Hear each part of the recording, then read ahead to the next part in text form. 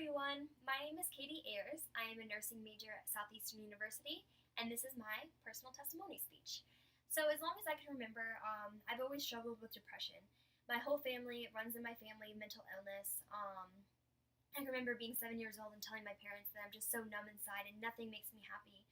And so I just thought it was something I'd have to deal with for the rest of my life. I see my parents still struggling with it, my aunts and uncles still struggling with it, my grandparents still struggling with it.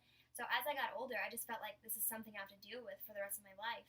As I got in high school, there was a series of events that happened that just pushed me farther and farther away from God and pushed me farther and farther into depression. And by senior year, I've had enough. I thought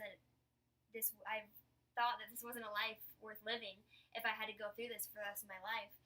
And I tried to take my own life. I was Baker acted and put into a mental hospital for a week. When I was in the mental hospital, I was diagnosed with bipolar and was put on medication. And at first, the medication worked, but as the months went on, they stopped working. They'd have to up me on the medication. The insurance didn't want to cover it because I was so young. There was just a lot of issues, and I knew something had to give. Something had to change. So about a week before a conference called Warrior Fest in Tennessee that summer, I texted my friend and I'm like, hey, want to go to Warrior Fest next week? And she's like, next week? And I'm like, yeah, let's go. Let's just do it. So on an impulse, a week later, we took a road trip to Tennessee from Florida. And it is something that I will never regret, and it's a weekend that I will always remember. That whole weekend, I was just pouring my heart out to God. And the amazing part is that He was pouring His heart out to me as well. And on the last day, there was a prayer tunnel. And so I was going through the prayer tunnel. None of these people knew what I was going through, knew nothing about me. And at the end, this woman was praying over me and speaking life into me and telling me things that no one knew about myself. That the demons in my mind were gone in that moment, that I was free in that moment, that everything that I've been praying for was done in that moment.